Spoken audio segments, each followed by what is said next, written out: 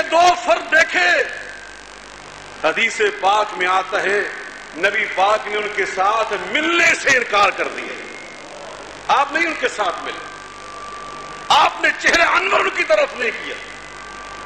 اب آپ اندازہ کر لیں مسلمانوں، قیامت کے دن ہمیں نبی پاک صلی اللہ علیہ وسلم کی زیارت اور شفاعت کا کتنا خیال ہے۔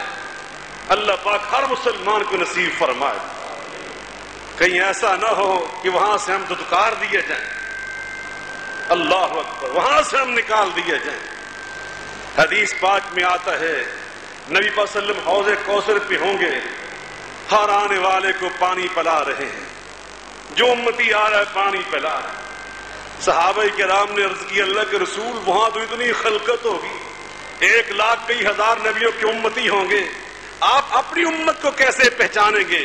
آپ نے فرمایا میں ان کو پہچان لوں گا۔ کیسے پہچانوں گا؟ اللہ اکبر، فرمایا من آثار الوضو، وضو کے اثر سے ان کے عذاب وضو والے چمکتے ہوئے ہوں گے۔ لیکن فرمایا جو بھی آ رہا ہے پانی پلا رہا، اور پانی بھی ایسا احلا من العسل ابرد من الثلج وابیض من اللبن، شہد سے زیادہ میٹھا، برف سے زیادہ ٹھنڈا، اور دودھ سے بھی زیادہ سفید۔ یہ ہے مشروب کوثر۔ آقا فرماتے جس نے پی لیا لا یظمأ ابدا، پھر اسے کبھی پیاس کا احساس نہیں ہوگا۔ فرمایا آئے گا ایک میری امت کا ٹولہ، اعضاء کے بھی چمکتے ہوئے ہوں گے، قریب آئیں گے تو اچانک اللہ کے فرشتے ان پر لاٹھی چارج شروع کر دیں گے، ماریں گے ان کو۔ میں کہوں گا میرے امتی امتی امتی، وہ کیا کر رہے ہو فرشتوں، کیوں ان کو مار رہے ہو؟ وہ فرشتے کہیں گے انک لا تدری ما احدثوا بعدک، آپ نہیں جانتے یہ ظالم کون ہے، انہوں نے آپ کی امتی ہونے کے باوجود آپ کے دین میں نئے نئے کام جاری کر دیے، نئے کام شروع کر دیے جو آپ نے ان کو نہیں سکھائے، نہیں فرمائے، جن کی اجازت نہیں بخشی۔ حقیقتاً چہرے پہ داڑھی رکھنے کا نبی پاک نے آرڈر دیا، حکم دیے۔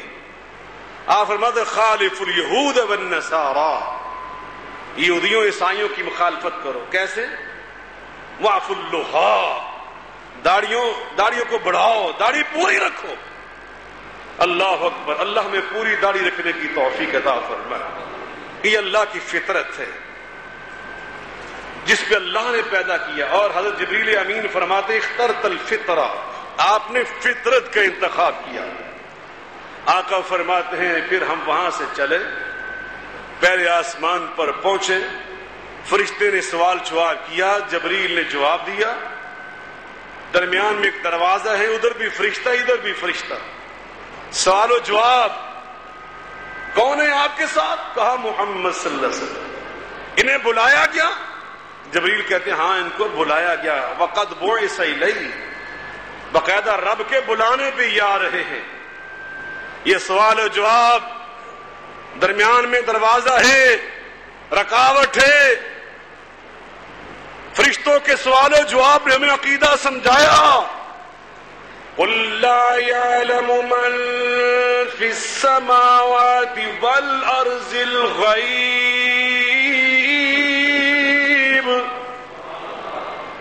قل لا يعلم من في السماوات والأرض الغيب إلا الله وما يشعرون أيان يبعثون۔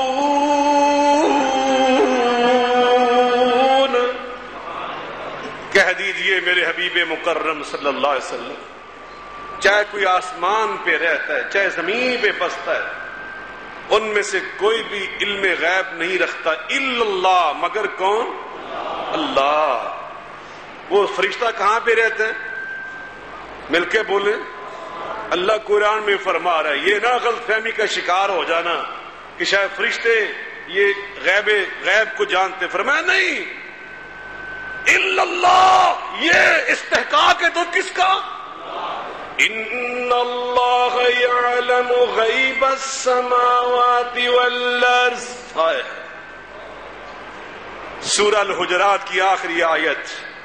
ان اللہ یعلم غیب السماوات والارض واللہ بصیر بما تعملون.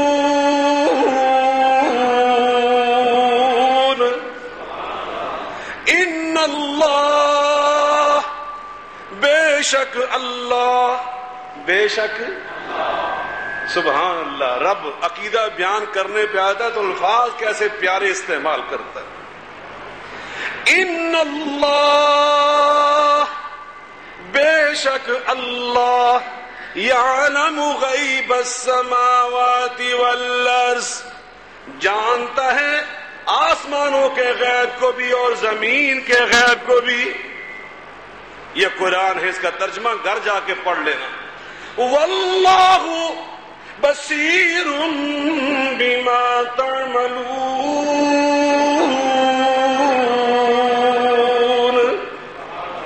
تم جو کچھ کرتے ہو اللہ اس کو دیکھنے والا. جہاں بھی کر لو اس کو دیکھنے والا کون ہے؟ اللہ. جبریل امین کے جواب پر دروازہ کھولا. آدم علیہ السلام سے فرماتے میری ملاقات ہوئی. انہوں نے مجھے دیکھ کر کیا کہا؟ فرحب بی ودعا لی بخیر. یہ نبیوں کا طرز عمل دیکھنا. نبی سے ملے تو خوشی کی انتہا نہ رہی.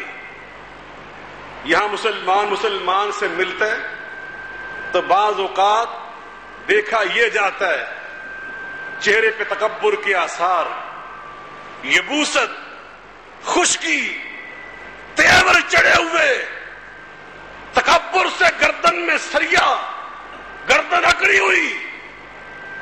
استحقاق ہے جی میرا، میں وی آئی پی ہوں، میں بہت بڑا وزیر ہوں، میں گورنر ہوں، میں کمشنر ہوں، میں ڈپٹی کمشنر ہوں، میں فلاں ہوں. اللہ اکبر.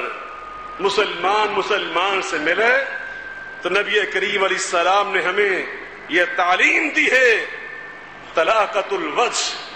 وہ خندہ پیشانی سے ملے، کھلے چہرے سے ملے. امیری غریبی، بڑے چھوٹے کا یہ فرق رکھ کے ملنا یہ خلاف سنت ہے، یہ نبیوں کے طرز عمل کے خلاف ہے. نبی پاک صلی اللہ علیہ وسلم کا حال یہ تھا کان یسلم علی الصبیان. کوئی بڑا تو بڑا، نبی پاک علیہ السلام بچوں کو دیکھ کے آگے بڑھ جاتے اور قریب ہو کر جھک کر بچوں کو سلام پیش کرتے تھے. اور ننے منے السلام علیکم، اور بچے السلام علیکم، بیٹے السلام علیکم. یہ ہے نبی پاک کا طرز عمل. جناب آدم علیہ السلام اللہ اکبر نبی پاک کو دیکھا، خوش ہو گئے. حدیث پاک کے الفاظ ہیں مرحبا بالابن الصالح والنبی الصالح. کہتے ہیں میرے پیارے بیٹے محمد صلی اللہ علیہ وسلم، اور میرے صالح فرزند محمد صلی اللہ علیہ وسلم، میں تجھے خوش آمدید کہتا ہوں، میں تجھے خوش آمدید کہتا ہوں. آدم علیہ السلام کی الفاظ نے کیا بتایا کہ میرے نبی پاک صلی اللہ علیہ وسلم آدم علیہ السلام کی اولاد میں سے ہیں. کن کی اولاد میں سے ہیں؟ آدم علیہ السلام کی اولاد سے. تبھی تو کہا نا اللہ کے پیغمبر آدم نے کہ میرا بیٹا ہے، تو میرا صالح بیٹا، بالابن الصالح، میرا صالح بیٹا، میں تجھے خوش آمدید کہتا ہوں. یہ نبیوں کا انداز ہے. آنے والے مہمان کو دیکھ کر وہ خوش ہو جاتے ہیں. هل أتاك حديث ضيف إبراهيم المكرمين إذ دخلوا عليه فقالوا سلاما قال سلام قوم منكرون وراغ إلى أهله فجاء بعجل سمين فقربه ربه إليهم قال ألا تأكلون.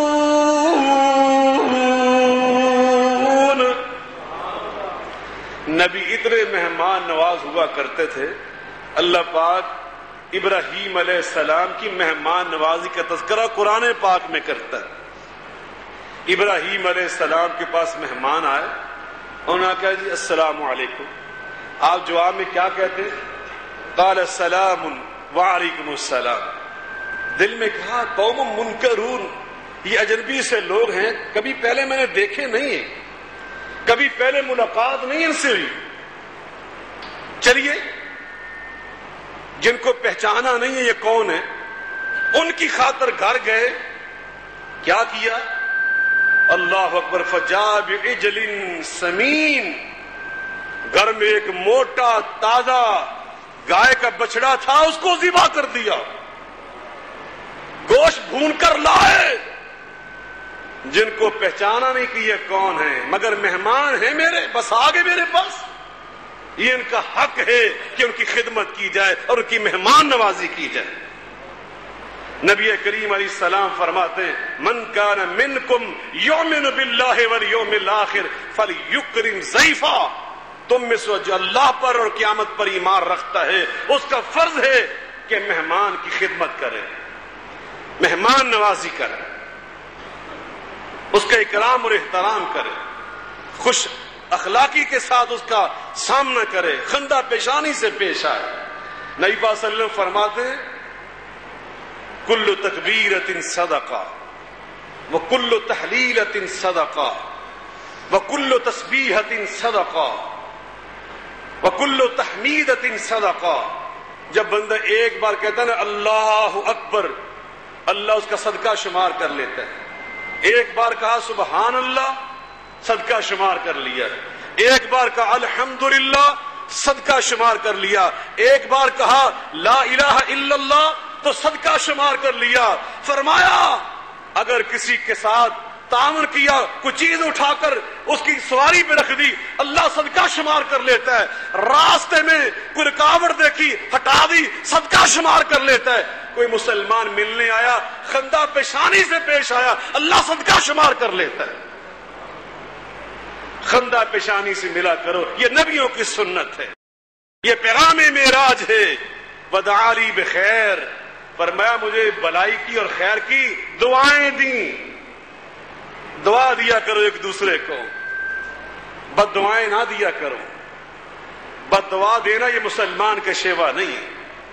مسلمان کے شیوا نبی پاک صلی اللہ علیہ وسلم فرماتے جب کوئی مسلمان بھائی کے حق میں دعا کرتا ہے غیبانہ, کہ وہ سائیوال میں ہے, دعا مانگنے والا لاہور میں ہے, مانگنے والا مدینہ منورہ میں ہے, مکہ معظمہ میں ہے, بیت اللہ میں ہے, مسجد نبوی میں ہے, فرمایا اللہ پاک اس کی ساری دعا قبول فرما لیتا ہے. اپنی دعا قبول کروانا چاہتے ہو تو فارمولے یاد کر لیا کرو. اپنے لیے مانگو, اس دعا میں اپنے کسی مسلمان بھائی کے حق میں غیبانہ دعا کر دو, اللہ اس جملے کی برکت سے تیری ساری دعائیں قبول فرما لے گا. اور نبی پاک نے فرمایا جب بندہ غیبانہ دعا کرتا ہے فرشتے دعا میں شامل ہو جاتے ہیں, وہ کہتے ہیں آمین آمین آمین. اور جب وہ آ کر اپنے بھائی کے حق میں دعا شروع کرتا ہے تو فرشتے کہتے ہیں وَلَكَ مِثْلُ ذَلِكَ وَلَكَ مِثْلُ ذَلِكَ وَلَكَ مِثْلُ ذَلِكَ. جو دعا تو اپنے مسلمان بھائی کے حق میں کر رہا ہے وہ دعا ہم تیرے حق میں کر رہے ہیں. اللہ پاک تجھے یہ ہماری طرف سے دعا ہے, اللہ تمہیں بھی یہ نعمت عطا کر دے. انشاءاللہ باقی باتیں آئندہ خطبہ میں. وآخر دعوانا الحمدللہ رب العالمین.